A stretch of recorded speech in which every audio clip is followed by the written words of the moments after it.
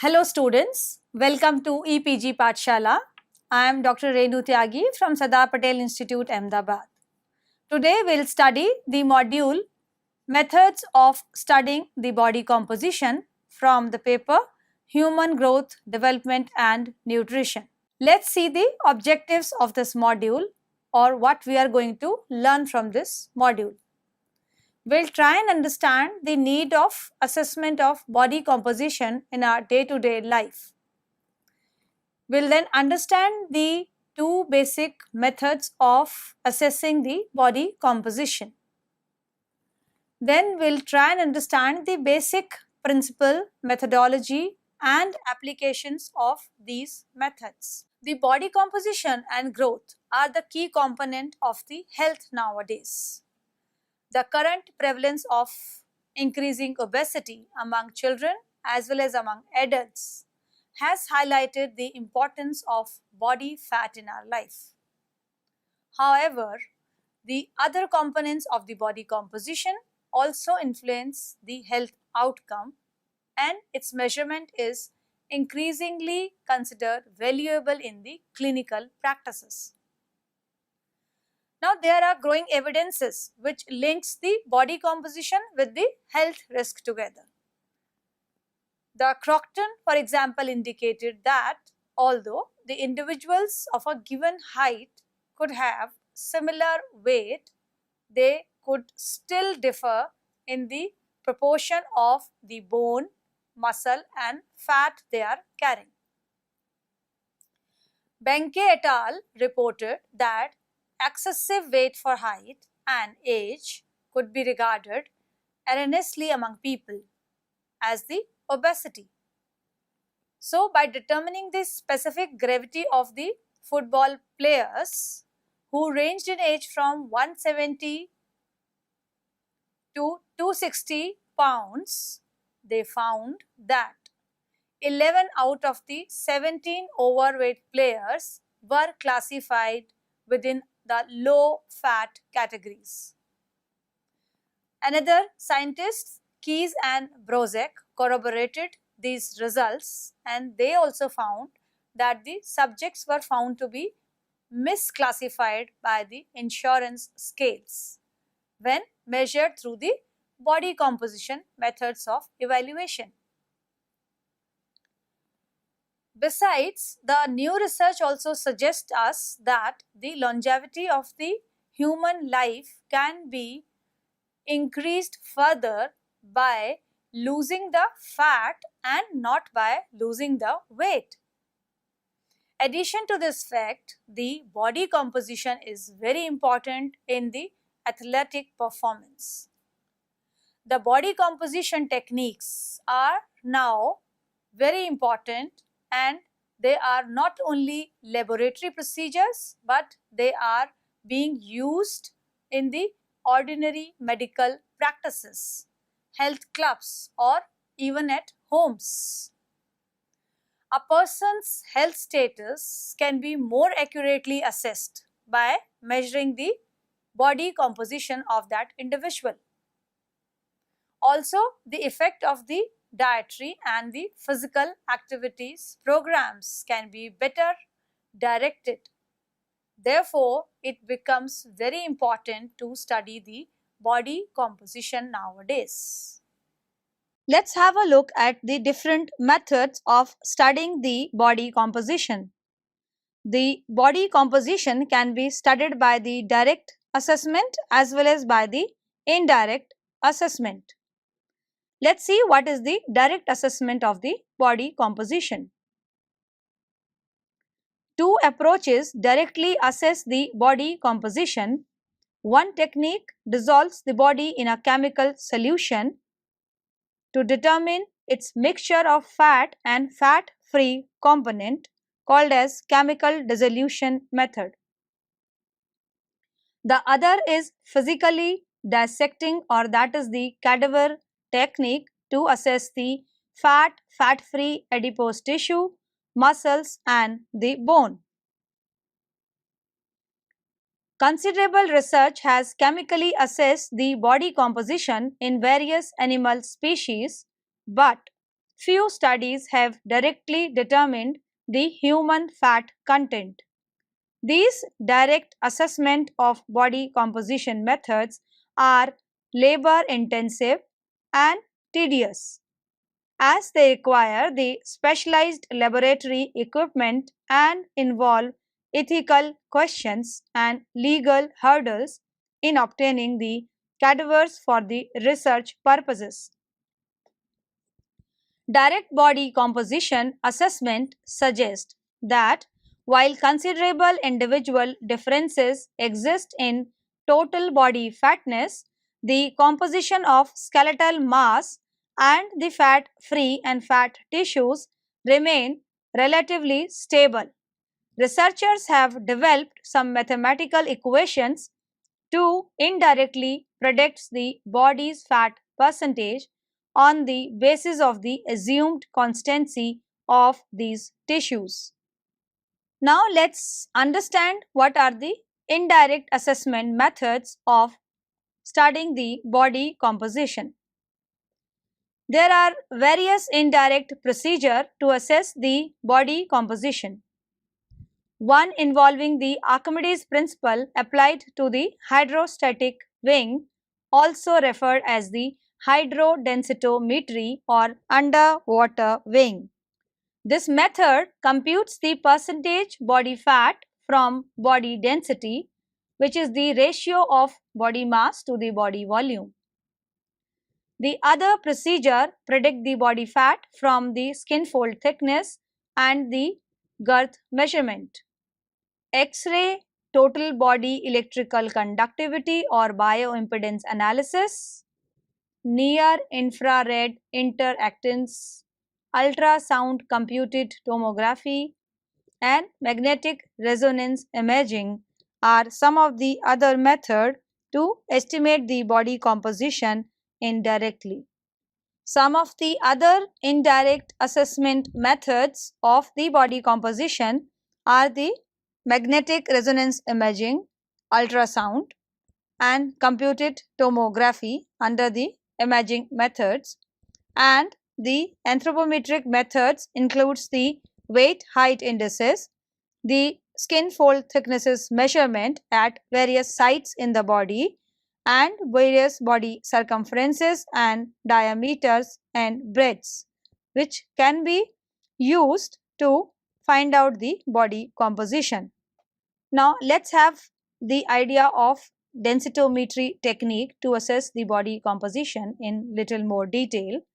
The body density is equivalent to the ratio of its mass and volume, that is density is equal to Ma by V. It is inversely related to the body fat content, that is greater the proportion of fat, the lower is the body density. Therefore, the body density permits an estimate of the percentage of body weight, that is the fat. The term densitometry refers to the procedure of estimating body composition from the body density. It involves several methods, and one of the most widely used is the hydrodensitometry or underwater weighing. This method is basically used to measure the body volume.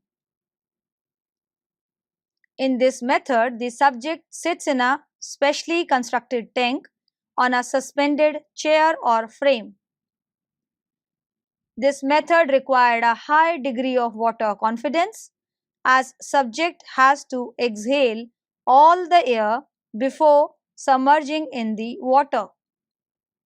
After that, based on the Archimedes principle, it computes the body volume as the difference between body mass measured in air and the body weight measured during the water submersion. The body volume equals loss of weight in water with the appropriate temperature correction for the water density. The formula which can help us to compute the body density from the underwater weighing variables is density is equal to mass upon volume, The equation used to estimate the body's fat percentage incorporates the whole body density. The simplified equation derived by the Berkeley scientist William Siri substitute 0.90 gram per centimeter cube for the density of fat and 1.10 gram per centimeter cube for the density of the fat-free tissues. The final derivation referred to as the Siri's equation, which can help us to compute the percentage body fat. The equation assumes the two-component model of body composition in which the body comprised of fat-free mass and the fat mass. The density of the fat extracted from the adipose tissue equals to the 0.90 gram per centimeter cube and 1.10 gram per centimeter cube for the fat-free tissues at 37 degrees Celsius. However, there are some limitation and error in the hydrostatic weighing. For instance, there is always a air compartment in the body. Besides, the densities of the fat-free mass varies depending upon the ethnic origin of an individual, the age of the subject and the athletic experience or the physical activity level of an individual. Some of the other limitations of this method are that it measures the residual lung volume. Besides, it needs a lot of precision for the underwater weight. In addition, the cost involved in this method is quite high and this technique is non-portable. Plus, we can say that there are very limited type of subjects who can be ready to get themselves immersed in water and hence poses another limitation to this method of assessing the body composition. Now let's have another method of assessing the body composition. One of the air displacement method is the air displacement seismography.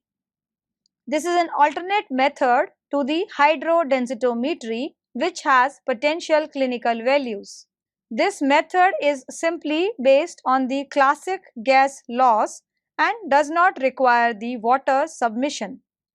This technique, commonly called as ADP, is a BOD pod that also use the principle of densitometry to determine the body composition. The BOD pod measures the body mass using a very precise scale and volume by sitting inside the BOD pod.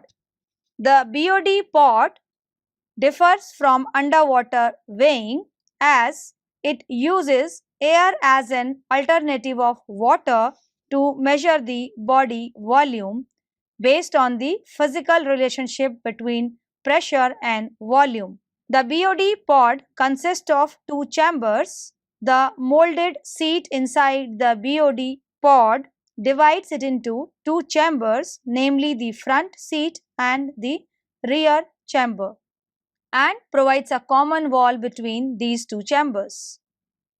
A diaphragm is mounted on the common wall for oscillation during testing by computer control. During the body volume measurement, the BOD pod door is closed by a series of electromagnets and a seal, and the diaphragm effectively moves back and forth between the two chambers. When the volume of one chamber increased, the same amount of volume decreased in other chamber and vice versa. The change in the volume affects the pressure in both the chambers, leading to the magnitude of pressure to change. During the body volume measurement, the subject is advised to breathe normally. Thus, the relevant measurement of lung volume for the BOD pod is not residual volume but the average lung volume during normal tidal breathing. This is much easier measurement to obtain and no difficult maneuver are required. To achieve optimal accuracy, the volume of air in the lungs must be determined, which may be done either by directly measuring the average thoracic lung volume or by using an estimated value based on standard prediction equations. The other method of assessing the body composition is hydrometry. As we all know that water is the largest compositional component of the body. It marks up to 70 to 75% of the weight at birth, but less than 40% in the obese adults. This method of assessing the body composition of the hydrometry works on the dilution principle. Dilution is a method to determine the total body water content, that is TBW, by administration of a tracer and measuring the tracer's concentration a short time later. After collection of the body fluid to measure the pre-dose background level, a tracer of labeled water, which could be tritium or deuterium or oxygen, is administered, and after a short period of time, another sample from the body is obtained.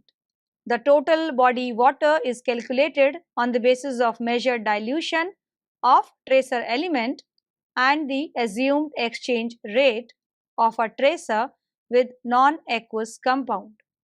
The limitation of this method is it's a high isotope and analysis cost. Besides, the time necessary for the preparation and administration of the sample is another limitation of this method. The precision of the total body water measurement depends on the analytical method as well as the dose of the tracer administered to the subject.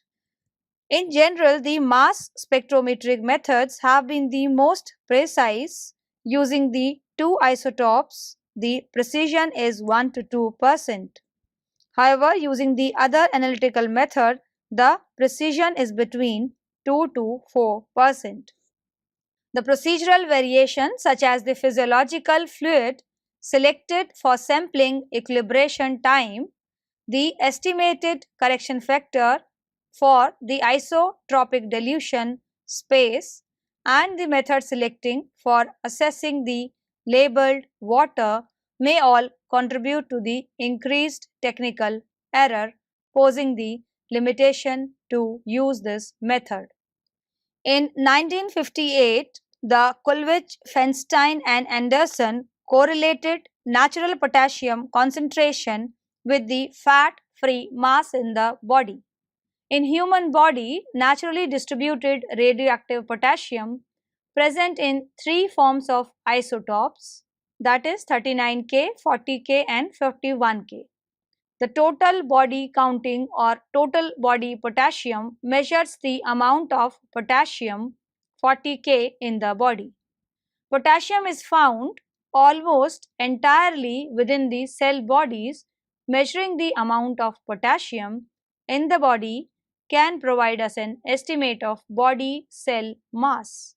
And once the total body potassium is known, the fat-free mass can be calculated assuming some constant concentration of potassium in fat-free mass. To measure the 40K in human body, there are three general criteria. A gamma ray detector can be used and it can be placed close enough to the subject. The gamma detector used should have proper shielding to reduce the other natural cosmic and radioactive rays. Also, to identify the gamma rays among 40K, a computerized analyzer should be present in the system. The other method to assess the body composition is neutron activation analysis. The first demonstration that human body composition can be analyzed by using the neutron activation was reported 40 years back. These techniques are highly accurate for time-specific body composition, with a typical body scan occupying up to 1 hour. As the subject has exposed to a neutron field, output of gamma rays can be measured as the cell nucleus relaxes and again go back to its pre-exposed state. The gamma output can be measured immediately after activation or at a somewhat delayed period. Using these techniques, many elements in the body can be measured like the carbon, nitrogen, sodium and calcium. A significant concern with these techniques is that these techniques involve high level of neutron radiation exposure and therefore has not been used in large scale population research. The another indirect method to assess the body composition is the DEXA technique or dual energy X-ray absorptiometry technique. This is used to measure the bone mineral and soft tissues composition of the body. It provides estimate of the composition of total body and of the specific regions in the form of bone mineral, fat-free soft tissues and fat. This method requires a low radiation exposure in the form of two photon beams, one of the low energy and other of the high energy, which passes through the body. Radiation exposure with the DEXA is low of about 0.05 to 1.5 mRAM, depending on the machine and the speed with which the total body scan is done. The DEXA scan takes about 20 minutes, but some of the updated machines can complete a whole body scan in 5 minutes. The DEXA unit measures the attenuation of the low dose of X-ray beam as it passes through different tissues of the body. The amount of the photon beam absorbed by the atom in bone mineral and soft tissues of the body is recorded during the scan and converted to estimate bone mineral and soft tissues. The DEXA instrument must be linked with the appropriate computer algorithms to measure the bone mineral, fat tissue content and the fat-free soft tissue content of the total body.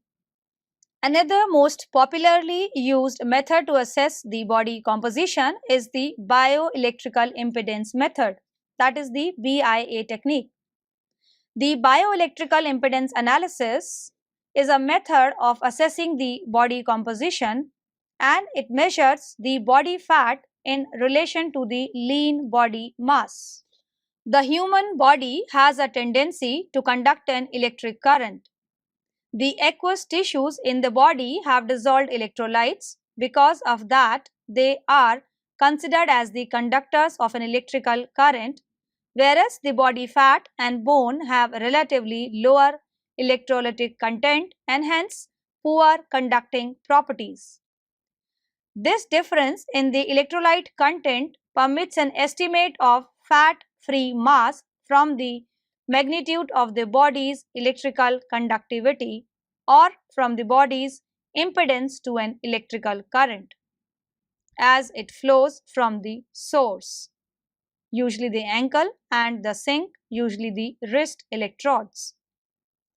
The fat-free mass has high conductivity and low impedance, whereas the fat mass has low water and electrolyte content and has low conductivity and high impedance.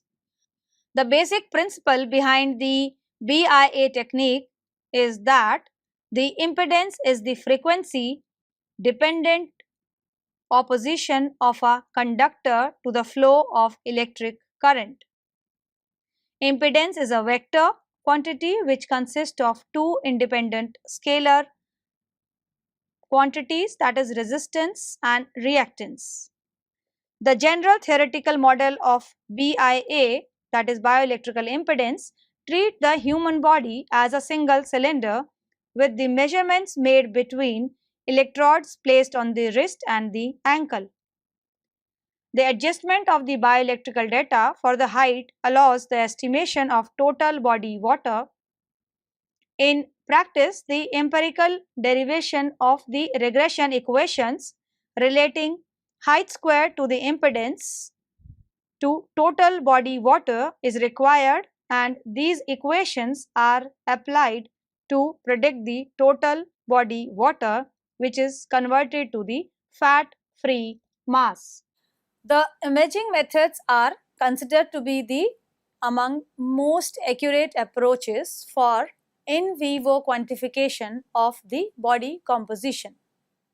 Some of the most widely available methods are ultrasound imaging, X-ray computed axial tomography, that is CAT, and the magnetic resonance imaging, that is MRI.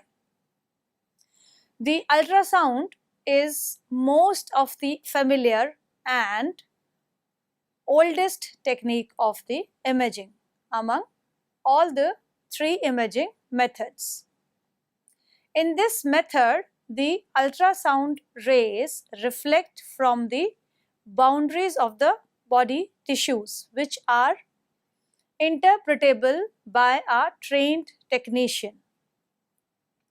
The kind of image or the image quality in this method may be poor, but it is widely used for the evaluation for measurement of adipose tissue deposited on the tissues of the body.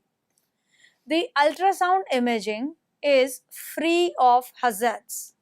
That is why it is useful in the assessment of human body composition.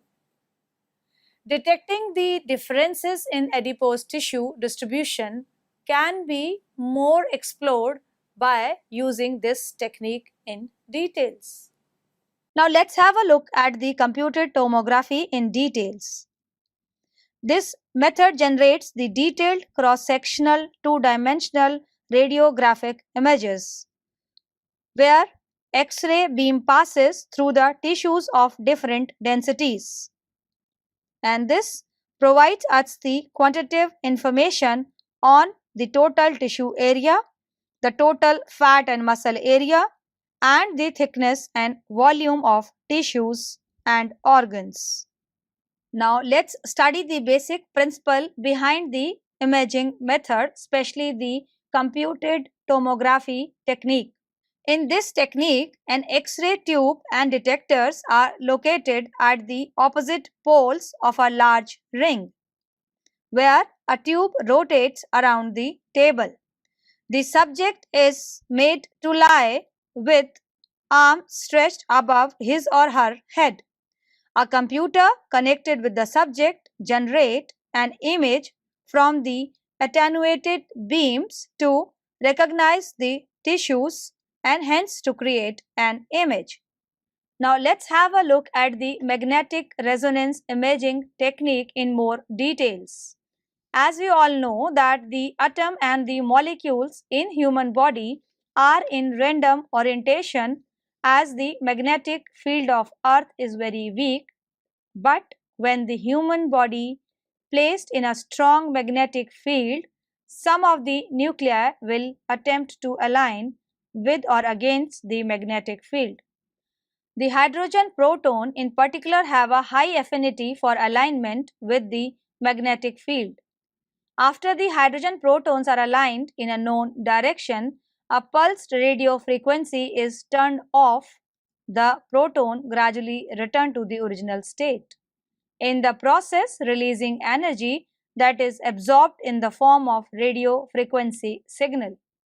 The magnetic resonance imaging or MRI system use this signal to generate the cross-sectional images. During MRI imaging, the subject must hold his or her breath to reduce the effect of respiratory motion on image quality. A series of images for whole body analysis can be acquired in less than 30 minutes. The advances in the scientific studies has made MRI a much more useful instrument for body composition research. A major advantage of the technologies like magnetic resonance imaging and the computed tomography is the lack of ionizing radiation. The radiation exposure is still a concern in long-term longitudinal studies with repeated measurements over time, and the study of children and women in childbearing period. While comparing the CT with MRI technique, the MRI method is slightly overestimate subcutaneous adipose tissue volume and underestimate the visceral adipose tissue volume. But the MRI can be considered sufficiently accurate for measurement of adipose tissue volumes in assessment of the body composition. The MRI machine can be clearly seen in this picture, which is used for the technique of imaging. Let's see how anthropometry can be a good tool towards the assessment of body composition. Decades ago, anthropometry was the only technique present for quantifying the body size and its proportions. The anthropometric measurements like the skin fold thickness, circumference and body length and body width were used in developing the equations for predicting the body fat among people. The science of anthropometry provides the simple approach to body composition. The anthropometric equipments are portable and relatively inexpensive. Also, the anthropometric procedure are non-invasive, so they can be easily practiced in the field conditions.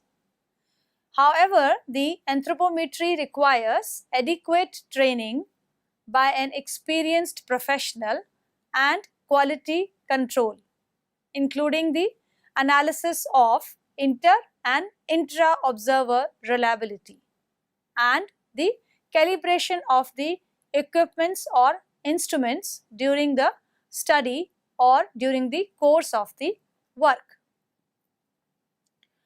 A number of height, weight indices have been proposed in the literature. You must have heard about the body mass index, that is the BMI, which is most widely used index, and it has been recommended by the World Health Organization as a crude indicator of the nutritional status of the population. The adults are also categorized into the different BMI categories as per their BMI values. They can be classified as underweight, normal weight and overweight or obese as per the BMI or their body mass index values. For example, a person having a BMI less than 18.5 kg per meter square is classified as a underweight individual. However, the people ranging between the 18.5 to 24.9 kg per meter square values of BMI are classified as the normal individual, and the individual who have a BMI value of more than 25 kg per meter square are classified as the obese individual.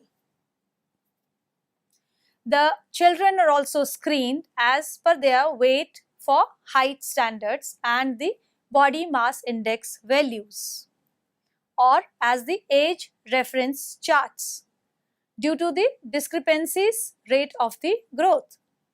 So it's used as the adiposity marker in identifying the individuals at risk of the metabolic disorders or developing the metabolic disorders. However, their utilization has been debated as a consequences of inability in distinguishing it from the fat-free mass. Now let's have a look at the height weight indices, which can be used to assess the body composition.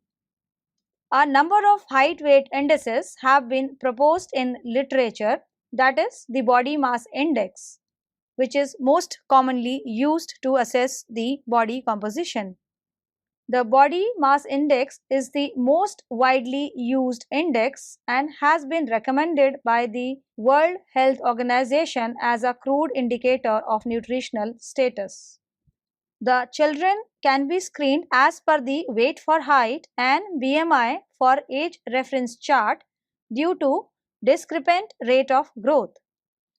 It is used as an adiposity marker in identifying the individual at risk of metabolic disorders. However, its utilization has been debated as a consequence of its inability to distinguish the fat mass from the fat-free mass.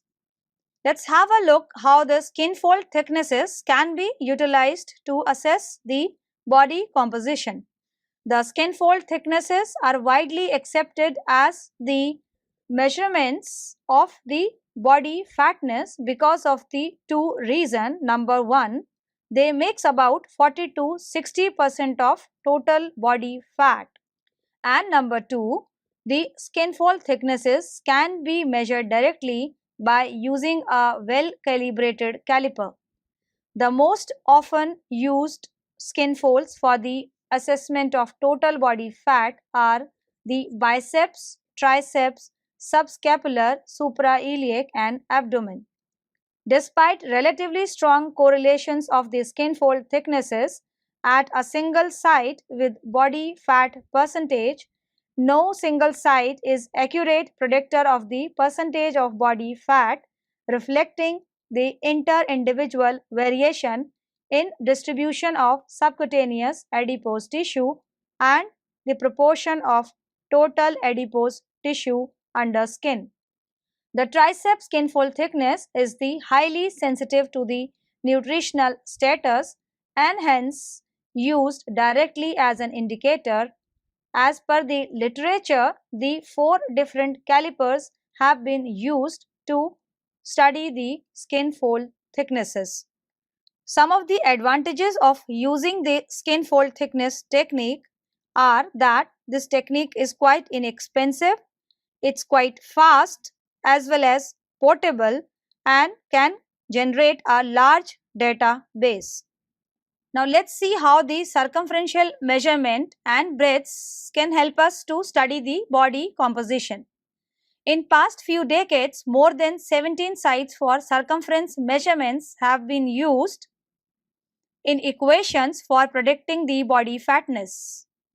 The mid-arm, mid-thigh, waist and hip circumference are the most commonly used and most commonly used circumferences because they indicate the difference among the people in major regions of the body. The circumference measurements are considered more reliable than the skin folds and can be measured irrespective of the body size and the fatness. Besides, a simple steel tape can be used to measure the circumferences at almost all the sites. The skeletal breadth along with the length is distinct determinant of the fat-free mass. Measurement of the bone breadth at waist, elbow, ankle and shoulder using the suitable caliper are used to measure the growth among children. While in adults, they provide the information on the individual frame size. Let's have a look at this picture which can show us that how anthropometry can be used to assess the body composition. As we can see from the picture that the body circumferences, the skin fold thicknesses and the body widths are clearly marked here to assess or take the measurement in order to finally study the body composition in human being. So students, let's summarize what we have learned so far in this module. We have understood the concept of body composition and its importance in the assessment of the body proportion. The body composition analysis of the fat and the lean component of the body can be determined through the direct as well as the indirect methods in the research. The direct methods include the cadaver analysis or cadaver studies, whereas the indirect measurement of the body composition can be the densitometric method, dilution method, total body nitrogen amount, total body potassium content, the X-ray method, computed tomography, or it can be magnetic resonance imaging, or it can be ultrasound method, it could be a electrical conductivity evaluation, it could be the photon absorptiometry, it could be the air displacement method, or it could be the anthropometric measures. However, after studying all these methods in details, we have realized that the anthropometry is the most reliable, most practicable and the economical method for the field studies. Thank you.